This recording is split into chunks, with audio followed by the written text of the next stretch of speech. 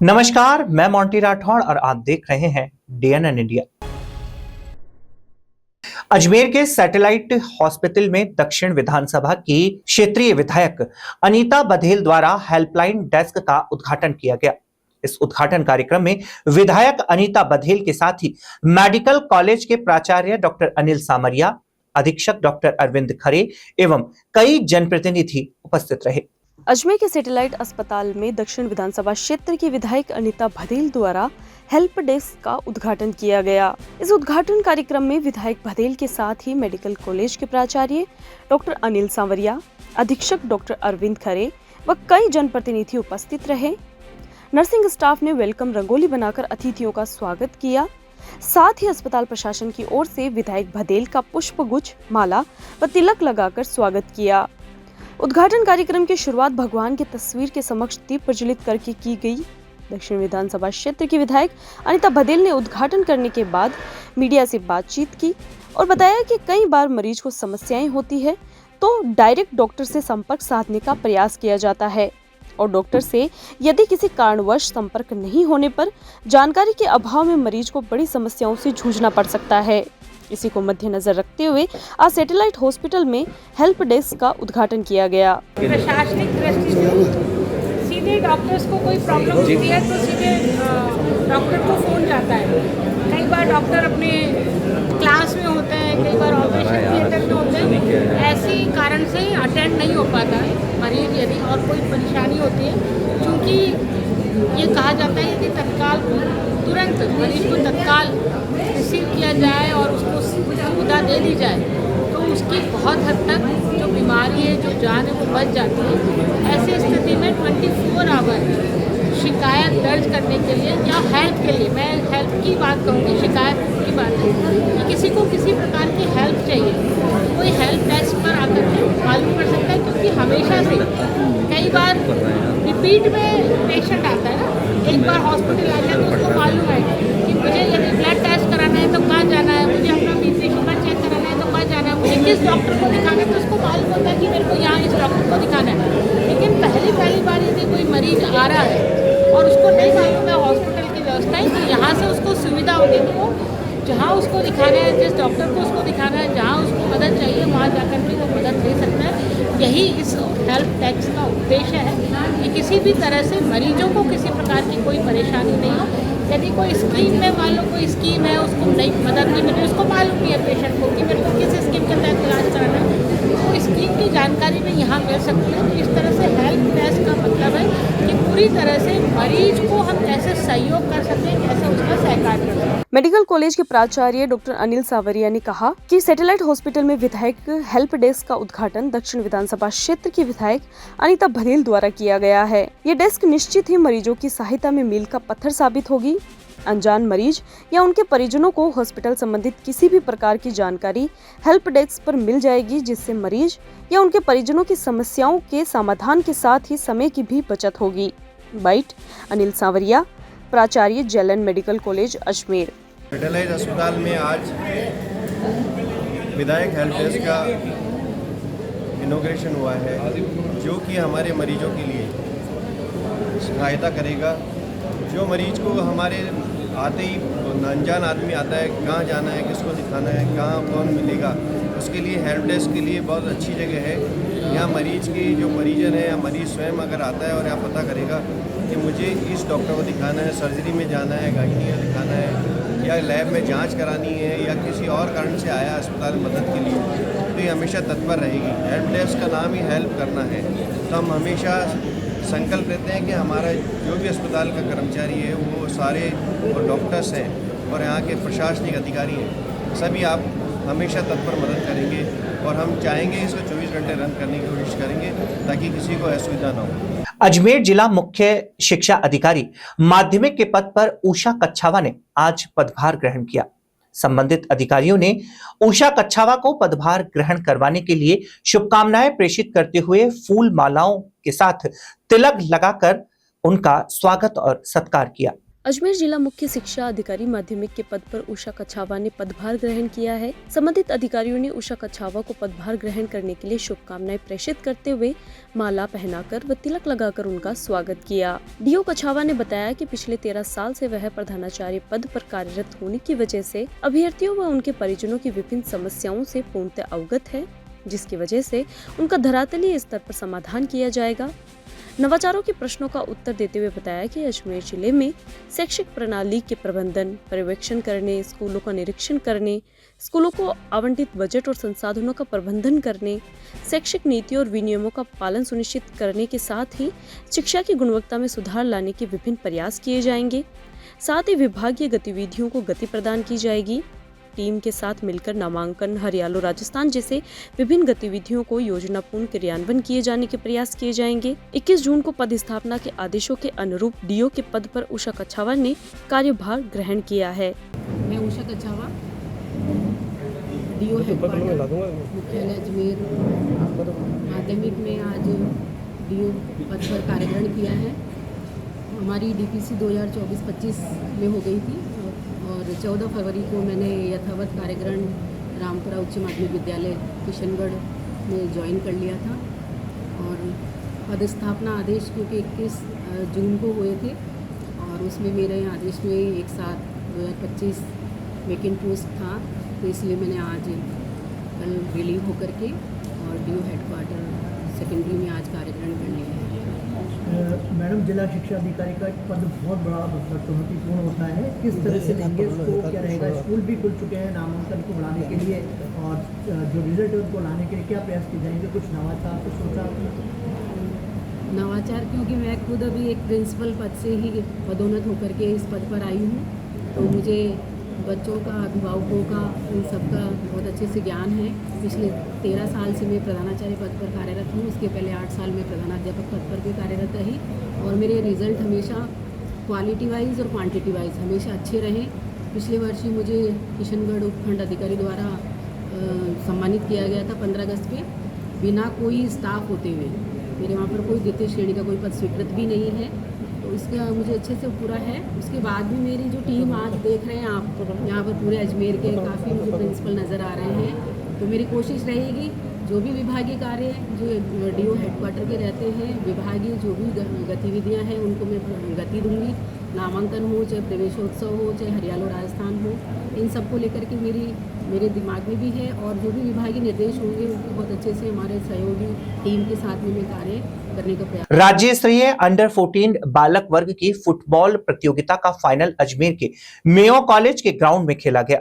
Final का मुकाबला हनुमानगढ़ व अजमेर की टीमों के बीच खेला गया, जिसमें हनुमानगढ़ की टीम ने जीत दर्ज करवाकर मुकाबला अपने नाम किया।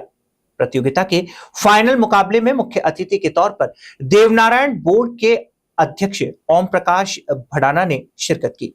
राज्य स्तरीय अंडर 14 बालक वर्ग की फुटबॉल प्रतियोगिता का फाइनल अजमेर के मेयो कॉलेज के ग्राउंड में खेला गया। फाइनल का मुकाबला हनुमानगढ़ व अजमेर की टीमों के बीच खेला गया, जिसमें हनुमानगढ़ की टीम ने जीत दर्ज कर मुकाबला अपने नाम किया। प्रतियोगिता के फाइनल मुकाबले में मुख्य अतिथि के तौर पर देवनारायण बोर्ड के अध्यक्ष ओम प्रकाश भड़ाना उपस्थित रहे। मुख्य अतिथि, विशिष्ट अतिथि व गणमान्यों द्वारा विजेता टीम को ट्रॉफी व मेडल देकर सम्मानित किया गया। मीडिया से बातचीत के दौरान ओम प्रकाश भड़ाना ने कहा कि मैच में खिलाड़ियों की परफॉर्मेंस देखकर लग रहा है कि राजस्थान भी खेल के मैदान में अब आगे बढ़ने लगा है। भड़ाना ने विजेता, उप विजेता व अन्य खिलाड़ियों के उज्जवल भविष्य की कामना की। कहा कि युवाओं के खेल के प्रति उत्साह और मेहनत को देखते हुए आशा की जा सकती है कि आने वाले समय में राजस्थान के खिलाड़ी राष्ट्रीय व अंतर्राष्ट्रीय स्तर पर बेहतरीन व उल्लेखनीय उपलब्धियां हासिल करेंगे। अजमेर जिले के लिए बड़ी खुशी की बात है कि अंडर 14 स्टेट फुटबॉल प्रतियोगिता राजस्थान की 24 टीमें अजमेर को उसकी मेज़बानी करने का मौका मिला।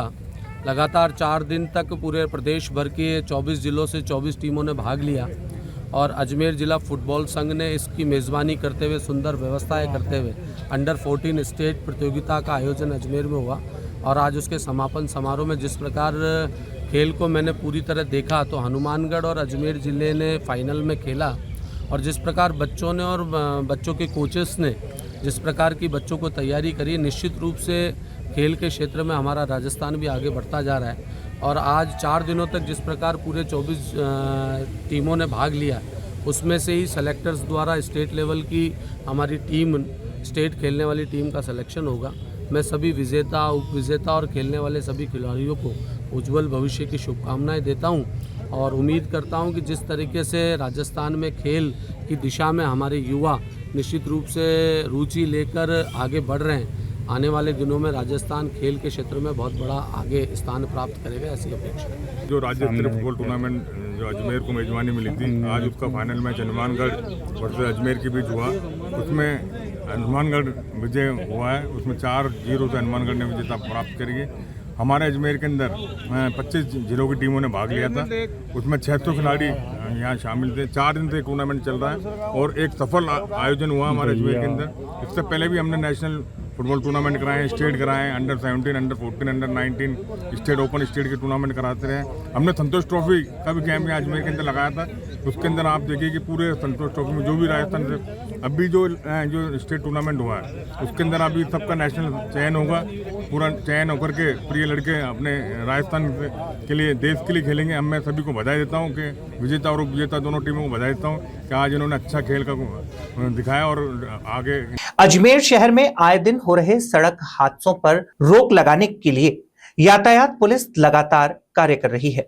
सुरक्षित यात्रा के लिए पुलिस प्रशासन ने शहर के प्रमुख मार्गों पर विशेष वाहन चेकिंग अभियान भी चला रखा है। अजमेर शहर में आए दिन हो रहे सड़क हादसों को रोकने को लेकर यातायात पुलिस लगातार कार्य कर रही है।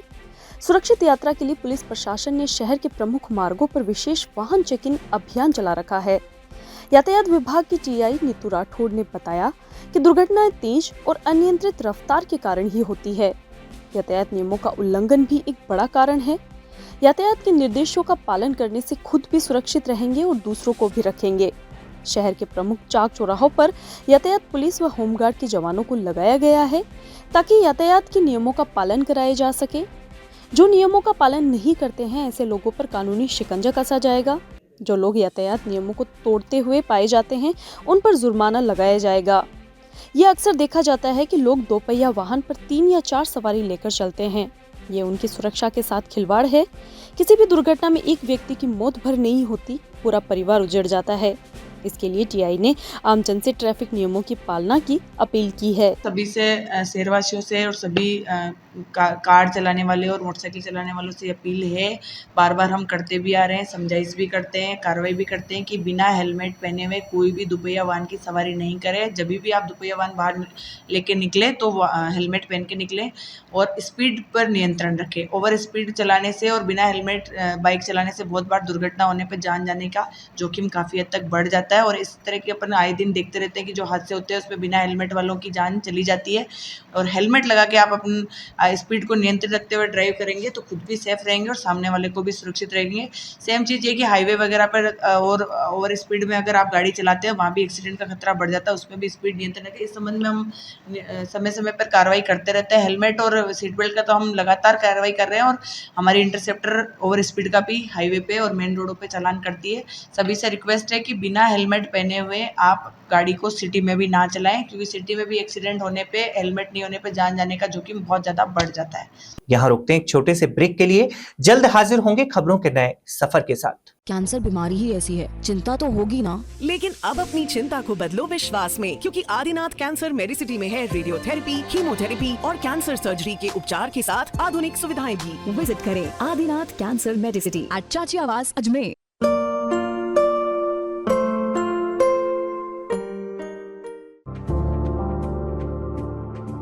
Excited? Holidays will be very boring for me.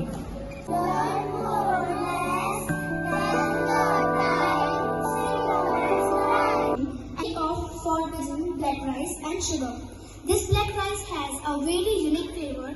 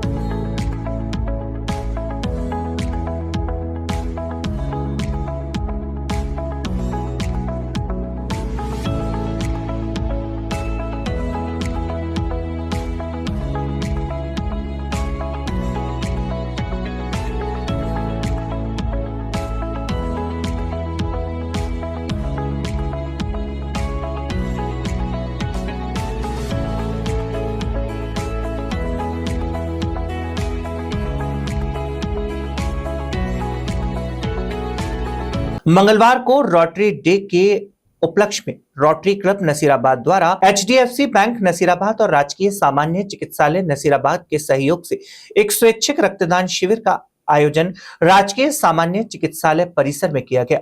मंगलवार को रोटरी डे के उपलक्ष्य में रोटरी क्लब नसीराबाद द्वारा HDFC बैंक नसीराबाद और राजकीय सामान्य चिकित्सालय नसीराबाद के सहयोग से एक स्वैच्छिक रक्तदान शिविर का आयोजन राजकीय सामान्य चिकित्सालय परिसर में किया गया। रोटरी क्लब नसीराबाद के प्रोजेक्ट चेयरमैन विजय मेहरा ने जानकारी देते हुए बताया कि 1 जुलाई रोटरी डे के रूप में प्रतिवर्ष मनाई जाती है तथा प्रतिवर्ष स्वैच्छिक रक्तदान शिविर का भी आयोजन इस अवसर पर किया जाता है। इस वर्ष भी HDFC बैंक और राजकीय सामान्य चिकित्सालय के सहयोग से रक्तदान शिविर का आयोजन राजकीय सामान्य चिकित्सालय परिसर में किया गया। मेहरा ने बताया कि स्वैच्छिक रक्तदान शिविर में जितना भी रक्त एकत्रित किया जाएगा वह सभी जवाहरलाल नेहरू अस्पताल अजमेर को उपलब्ध करवाया जाएगा। स्वैच्छिक रक्तदान शिविर के दौरान स्थानीय रोटरी क्लब के सदस्यों ने CA डे और डॉक्टर्स डे भी मनाया तथा चिकित्सालय के चिकित्सकों सहित CA को भी सम्मानित किया। साथ ही रोटरी क्लब द्वारा इस अवसर पर शहर के प्रिंट और इलेक्ट्रॉनिक मीडिया कर्मियों को भी सम्मानित किया गया। स्वैच्छिक रक्तदान शिविर के दौरान रोटरी क्लब के डिस्ट्रिक्ट गवर्नर निशा शेखावत ने भी निरीक्षण किया और शिविर की व्यवस्थाओं को सराहा और रोटरी क्लब के नए अध्यक्ष सहित पूरी टीम को बधाई दी। रोटरी क्लब के नए सत्र के कार्यकाल के लिए मनीष झंवर को अध्यक्ष चुना गया तथा पूर्व अध्यक्ष मुकेश मित्तल का कार्यकाल 30 जून को समाप्त हुआ। इस अवसर पर HDFC बैंक के मैनेजर रईस मोमीन ने रोटरी क्लब नसीराबाद की टीम ने अपनी सेवाएं दी। नमस्कार, आज 1 जुलाई है, डॉक्टर्स डे और CA डे के नाम से पहचाना जाता है और आज हमारा रोटरी का भी पहला दिन है। रोटरी क्लब नसीराबाद ने आज इस गवर्नमेंट हॉस्पिटल में ब्लड डोनेशन से अपना पूरा साल स्टार्ट करने का बहुत अच्छा संकल्प लिया है। पूरे दिन में कलेक्शंस का टारगेट उन्होंने 150 डोनेशंस रखे थे, मुझे लगता है बहुत ही सराहनीय काम है। बहुत सारे वॉलंटियर डोनेटर्स आ रहे हैं, डोनर्स आ रहे हैं जो अपने वॉलंटरी अपना ब्लड डोनेशन कर रहे हैं इस कैंप में।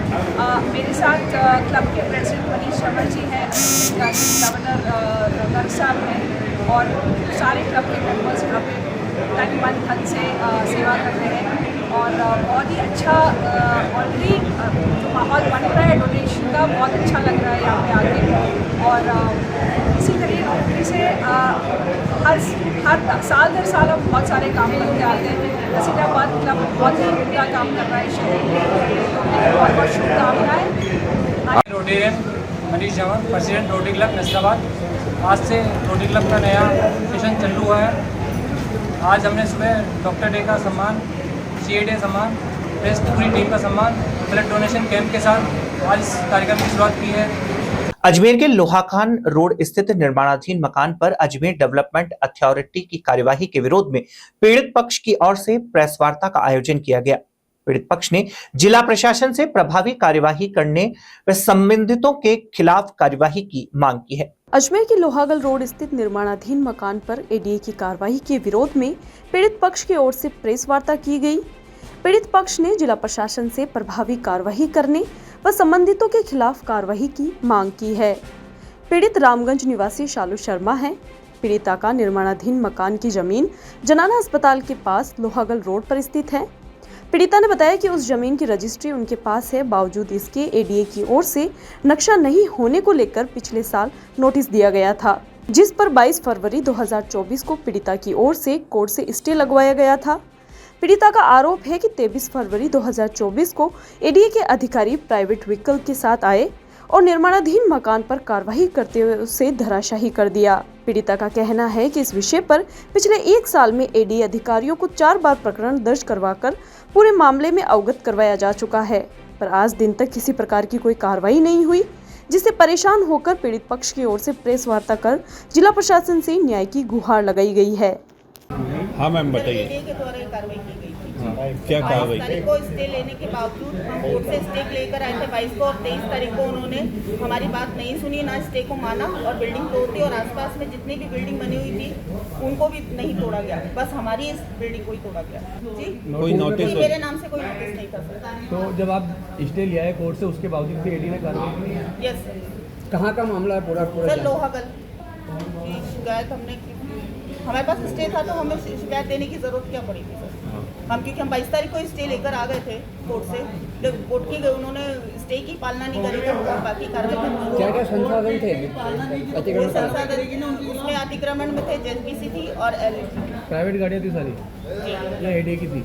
नहीं सर, एडी की तो नहीं। कौन लोग आए थे मौके पे, कोई आपको नोटिस दिया किसी ने या नहीं? तहसीलदार संदीप जी थे, अंजना कुमावत थी और विद्या भारती राजस्थान की ओर से 5 जुलाई को प्रतिभा सम्मान समारोह का आयोजन होगा, जिसके लिए मंगलवार को पुष्कर मार्ग स्थित आदर्श विद्या निकेतन उच्च माध्यमिक विद्यालय के सभागार में विद्या भारती चित्तौड़ प्रांत की ओर से एक प्रेस वार्ता का आयोजन किया गया।